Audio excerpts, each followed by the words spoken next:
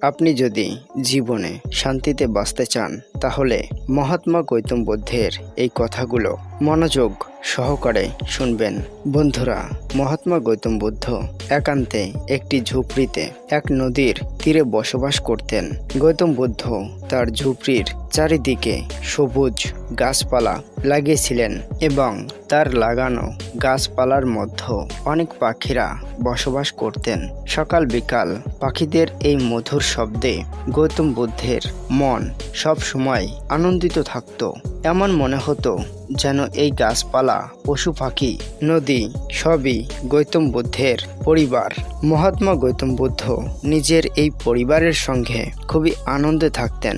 একদিন ভোরবেলা গৌতম বুদ্ধ দেখেন তার দরজার কাছে একজন জমিদার দাঁড়িয়ে আছেন।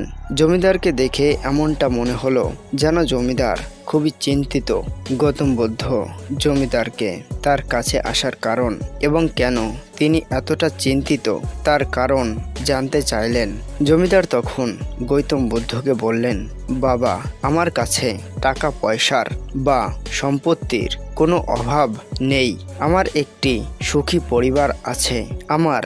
আমার পরিবারের কোনো রোগ নেই। তবুও আমি রাতে সঠিকভাবে ঘুমোতে পারি না।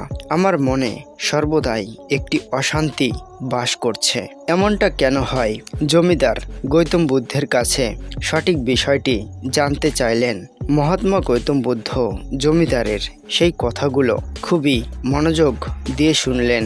গৌতম বুদ্ধ জমিদারের মাথায় হাত বুলিয়ে বললেন, দেখো, তোমার কাছে টাকা পয়সা সম্পত্তির অভাব না থাকতে পারে, কিন্তু তোমার কাছে সেই জিনিসটি নেই যে জিনিসটি তোমার নিদ্রার জন্য খুবই গুরুত্বপূর্ণ।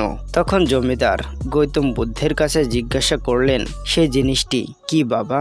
গৌতম বুদ্ধ বললেন, দেখো, তুমি বর্তমানে প্রচণ্ড চিন্তার মধ্যে ঘিরে রয়েছ।